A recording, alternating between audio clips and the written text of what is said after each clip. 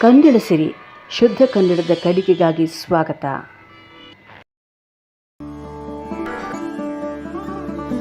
ಕನ್ನಡ ಸಿರಿ ಭಾಗ 49. ಕವಿ ಪರಿಚಯ. ಶಿವಕೋಟ್ಯಾಚಾರ್ಯ, ವಡ್ಡಾರಾಧನೆಯ ಕರ್ತೃ. ಕನ್ನಡದಲ್ಲಿ ದೊರೆತಿರುವಂಥ ಮೊಟ್ಟ ಮೊದಲ ಗದ್ಯ ಕೃತಿ ಅಂತಂದರೆ ವಡ್ಡಾರಾಧನೆ. ಇದನ್ನು ರಚಿಸಿದಂಥ ಕವಿ ಶಿವಕೋಟ್ಯಾಚಾರ್ಯ. ಈ ಕೃತಿ ರಚನೆಯ ಕಾಲದ ಬಗ್ಗೆ ವಿದ್ವಾಂಸರಲ್ಲಿ ಅನೇಕ ಭಿನ್ನಾಭಿಪ್ರಾಯಗಳಿದ್ದರೂ ಕೂಡ ಇದು ಪಂಪ ಪೂರ್ವ ಯುಗದ ಕಾವ್ಯವಾಗಿರಬೇಕು ಅಂತ ನಂಬಲಾಗಿದೆ. ಅಂದರೆ ಸುಮಾರು ಕ್ರಿಸ್ತಶಕ 920-30 ವೇಳೆಗೆ ಈ ಕೃತಿ ರಚನೆಯಾಗಿರಬಹುದು ಅಂತ ನಂಬಲಾಗಿದೆ. ಶಿವಕೋಟ್ಯಾಚಾರ್ಯರು ಕೋಗಳಿ ಗ್ರಾಮಕ್ಕೆ ಸೇರಿದವರು. ಈಗಿನ ವಿಜಯನಗರ ಜಿಲ್ಲೆ. ಕವಿರಾಜ ಮಾರ್ಗದಲ್ಲಿ ವಡ್ಡಾರಾಧನೆಯ ಹೆಸರು ಕೇಳಿ ಬರೋದಿಲ್ಲ. ಹಾಗಾಗಿ ಇದು ಆ ನಂತರದಲ್ಲಿ ರಚನೆಯಾದಂತಹ ಕೃತಿ ಇರಬೇಕು ಅಂತ ಹೇಳ್ತಾರೆ. ಗದ್ಯ ಪ್ರಯೋಗದಲ್ಲಿ ನಮಗೆ ಸಿಗುವಂಥ ಆಧಾರ ಅಂದಾದರೆ ಅದು ಮೊದಲನೇದಾಗಿ ಸಿಗುವುದೇ ವಡ್ಡಾರಾಧನಾ. ವಡ್ಡಾರಾಧನೆ ಜೈನ ಧಾರ್ಮಿಕ ಕಥೆಗಳ ಸಂಗ್ರಹವಾಗಿದೆ. ನಿಶ್ಚಲವಾದ ಮನಸ್ಸು, ಏಕಾಗ್ರತೆಯಿಂದ ಜ್ಞಾನ, ದರ್ಶನ, ಚಾರಿತ್ರ್ಯ, ತಪಸ್ಸು ಈ 4 ಸಾಧಿಸುವಂಥ ಕ್ರಮ, ನಿಯಮಗಳನ್ನು ಬೋಧಿಸುವ ಗ್ರಂಥಕ್ಕೆ ಆರಾಧನೆ ಎಂದು ಹೆಸರು. ಜೈನ ಧಾರ್ಮಿಕ ಸಾಹಿತ್ಯ ವಲಯದಲ್ಲಿ ಇಂತಹ ಹಲವಾರು ಗ್ರಂಥಗಳು ದೊರೆಯುತ್ತೆ. ಸಂಸ್ಕೃತದಲ್ಲಿ ಹರಿಶೇಣ ಬೃಹತ್ ಕಥಾಕೋಶ ಎಂಬ ಗ್ರಂಥವನ್ನು ರಚಿಸಿದ್ದಾನೆ. ಇದರಲ್ಲಿ ಬರುವಂಥ 19 ಕಥೆಗಳು ವಡ್ಡಾರಾಧನೆಯಲ್ಲಿ ಬರುತ್ತೆ. ಈ ಕಥೆಗಳನ್ನು ಉಪಸರ್ಗ, ಕೇವಲಿಗಳ ಕಥೆ ಎಂದು ಕರೆಯುತ್ತಾರೆ. ವಡ್ಡಾರಾಧನೆ ಕೃತಿಗೆ ಆಕರ ಬೃಹತ್ ಕಥಾಕೋಶವೇ ಆಗಿದ್ರೂ ಕೂಡ ಶಿವಕೋಟ್ಯಾಚಾರ್ಯರ ವಿಶಿಷ್ಟವಾದ ಕಥನ ಕಲೆ, ನಿರೂಪಣಾ ಚಾತುರ್ಯ, ಕಲಾತ್ಮಕ ವಿಸ್ತರಣೆ, ಸ್ವಾರಸ್ಯವಾದ ಸಂಭಾಷಣಾ ಸೃಷ್ಟಿ ಇವುಗಳಿಂದಾಗಿ ಕನ್ನಡ ಸಾಹಿತ್ಯದಲ್ಲಿ ಒಂದು ಅಪೂರ್ವ ಕೃತಿ ಅನಿಸ್ಕೊಂಡಿದೆ. ಗದ್ಯ ಕಾವ್ಯದಲ್ಲಿ ಬರುವ ಕಥಾ ವಿಷಯದ ಬಗ್ಗೆ ಕವಿ ಹೀಗೆ ಹೇಳಿದ್ದಾನೆ.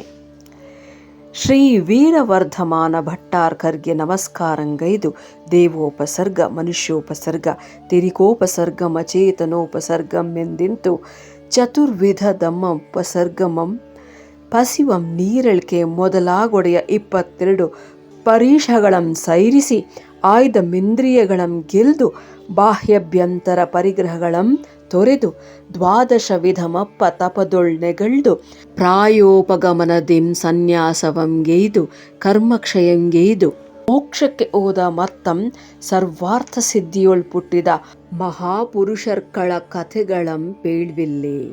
ವಡ್ಡಾರಾಧನೆಯಲ್ಲಿ ಬರುವಂತಹ ಪ್ರತಿಯೊಂದು ಕಥೆಯ ಆರಂಭದಲ್ಲಿ ಒಂದೊಂದು ಪ್ರಾಕೃತ ಗಾಥೆ ಇದ್ದು ಅದು ಆ ಕಥೆಯ ಒಟ್ಟು ಸಾರಾಂಶವನ್ನು ಸಂಕ್ಷಿಪ್ತವಾಗಿ ತಿಳಿಸುತ್ತೆ. ಇನ್ನು ವಡ್ಡಾರಾಧನೆ ಕಥೆಯ ಚೌಕಟ್ಟು ಏಕರೀತಿಯಾದದ್ದು ಅನಿಸಿದ್ರು ಕೂಡ ಕಥೆಗಳಲ್ಲಿ ವೈವಿಧ್ಯ ಕಂಡುಬರುತ್ತೆ. ಕಥೆಗಳಲ್ಲಿ ಪ್ರಧಾನವಾಗಿ ಜೈನ ಧಾರ್ಮಿಕ ತತ್ವಗಳ ನಿರೂಪಣೆ, ವೈರಾಗ್ಯ ಬೋಧಕ ನೀತಿಯ ಪ್ರತಿಪಾದನೆ ಇವುಗಳೇ ಆದರೂ ಕೂಡ ನೀರಸವಾಗದ ಹಾಗೆ ಆಕರ್ಷಕವಾಗಿ ಕಥೆಗಳನ್ನು ಹೇಳಿರುವುದು ಪ್ರಶಂಸನಾರ್ಹವಾದಂಥದ್ದು. ಈ ಕೃತಿ ಕನ್ನಡದ ಒಂದು ಮಹತ್ವದ ಕೃತಿ ಅನಿಸೋದಕ್ಕೆ ತುಂಬಾ ಕಾರಣಗಳಿವೆ. ವಡ್ಡಾರಾಧನೆಯ ಗದ್ಯ ಶೈಲಿ ವಿಶಿಷ್ಟವಾಗಿದೆ. ಕನ್ನಡ ಸಾಹಿತ್ಯದಲ್ಲಿಯೇ ಅನನ್ಯವಾದಂಥ ಶೈಲಿ ಇದರಲ್ಲಿದೆ. ಕನ್ನಡ ದೇಸಿಯ ಅಗ್ಗಳಿಕೆಯನ್ನು ಈ ಕೃತಿ ಸಾರುತ್ತೆ. ಕವಿ ಕನ್ನಡ ದೇಸಿ ಪದಗಳ ಬಳಕೆಗೆ ಹೆಚ್ಚು ಮಹತ್ವ ನೀಡಿರುವುದು ಕೂಡ ಒಂದು ಅಂಶ. ಸಂಸ್ಕೃತ ಪದಗಳ ಬಳಕೆಯಾಗಿದ್ದರೂ ಕೂಡ ಸಮ ಪ್ರಮಾಣದಲ್ಲಿ ಬಳಸಿಕೊಂಡಿರುವುದನ್ನು ಕಾಣಬಹುದಾಗಿದೆ. ಕವಿ ಬಳಸಿರುವಂಥ ಅಚ್ಚಗನ್ನಡ ಪದಗಳ ಪ್ರಯೋಗ ಓದುವರಿಗೆ ತುಂಬಾ ಸಂತೋಷ ಕೊಡುತ್ತೆ. ಶುದ್ಧ ಕನ್ನಡ ಪದಗಳ ಬಗ್ಗೆ ಕವಿಗಿರುವ ಪ್ರೀತಿ ಮತ್ತು ಅಭಿಮಾನವನ್ನು ನಾವು ಹೆಮ್ಮೆ ಪಡಬಹುದಂಥ ರೀತಿಯಲ್ಲಿ ಬಳಸಿದ್ದಾರೆ. ವಡ್ಡಾರಾಧನೆಯಲ್ಲಿ ಬರುವಂತಹ ಕಥೆಗಳು ಯಾವ್ಯಾವುದು ಅಂತಂದರೆ ಸುಕುಮಾರ ಸ್ವಾಮಿಯ ಕಥೆ, ಸುಕೌಶಳ ಸ್ವಾಮಿಯ ಕಥೆ, ಗಜಕುಮಾರನ ಕಥೆ, ಸನತ್ ಕುಮಾರ ಚಕ್ರವರ್ತಿಯ ಕಥೆ, ಅಣ್ಣಿಕಾಪುತ್ರನ ಕಥೆ, ಭದ್ರಬಾಹು ಭಟ್ಟಾರರ ಕಥೆ, ಹಾಗೇನೆ ಲಲಿತ ಘಟೆಯ ಕಥೆ, ಸಿರಿದಿನ್ನನೆಂಬ ಭಟ್ಟಾರರ ಕಥೆ, ಕಾರ್ತಿಕ ಋಷಿಯ ಕಥೆ, ವಿದ್ಯುಚ್ಛೋರ ಋಷಿಯ ಕಥೆ, ಚಿಲಾತ ಪುತ್ರನ ಕಥೆ ಅವರ ಕಥೆ, ಧರ್ಮೋಘೋಷ ಭಟ್ಟಾರರ ಕಥೆ, ವೃಷಭಸೇನ ಭಟ್ಟಾರರ ಕಥೆ, ಹಾಗೆ ಅಭಯ ಘೋಷನೆಂಬ ಮುನಿಕಥೆ, ಗುರುದತ್ತ ಭಟ್ಟಾರರ ಕಥೆ, ದಂಡಕನೆಂಬ ಋಷಿಯ ಕಥೆ, ಮಹೇಂದ್ರ ದತ್ತಾಚಾರ್ಯರ್ ಮೊದಲಾದ 500 ಋಷಿಗಳ ಕಥೆ, ಚಾಣಕ್ಯ ಋಷಿಯ ಕಥೆ, ಋಷಭಸೇನರೆಂಬ ಋಷಿಯ ಕಥೆ, ಹೀಗೆ 19 ವಿಭಿನ್ನವಾದಂಥ ಕಥೆಗಳನ್ನು ನೀವು ವಡ್ಡಾರಾಧನೆಯಲ್ಲಿ ಕಾಣಬಹುದು. ಕಥೆಯ ನಿರೂಪಣೆ ಸರಳ ಆಗಿರುತ್ತೆ. ಪ್ರಾಕೃತ ಗಾಹೆ ಆರಂಭವಾದರೂ ಆ ಗಾಹೆಗೆ ಕನ್ನಡ ಅನುವಾದ ಇರುತ್ತೆ. ಜಂಬೂ ದ್ವೀಪದ ಭರತಖಂಡದ ಒಂದು ನಾಡು, ಅಲ್ಲಿ ಪಟ್ಟಣವನ್ನಾಳುವ ರಾಜ, ರಾಣಿ, ಮಂತ್ರಿಯ ಪತ್ನಿ ಇವರ ವರ್ಣನೆಯಿಂದ ಕಥೆ ಪ್ರಾರಂಭವಾಗುತ್ತೆ.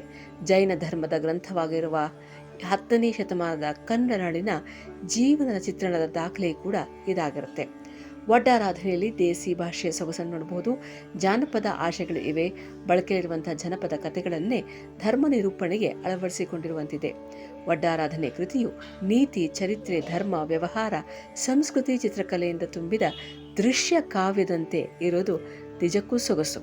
ವಡ್ಡಾರಾಧನೆಯ ಬಗ್ಗೆ ರಂಶ್ರೀ ಮುಗುಳಿಯವರು ಹೀಗೆ ಹೇಳ್ತಾರೆ: ವಡ್ಡಾರಾಧನೆ ತನ್ನ ಯುಗದಲ್ಲಿಯ ಮೇಲಾದ ಗದ್ಯ ಗ್ರಂಥವಲ್ಲದೆ ಇಡೀ ಕನ್ನಡ ಸಾಹಿತ್ಯ ಚರಿತ್ರೆಯಲ್ಲಿ ಚಿರಂತನವಾಗಿ ನೆನೆಯಕ್ಕ ವೈಶಿಷ್ಟ್ಯಪೂರ್ಣವಾದಂಥ ಕೃತಿಯಾಗಿದೆ.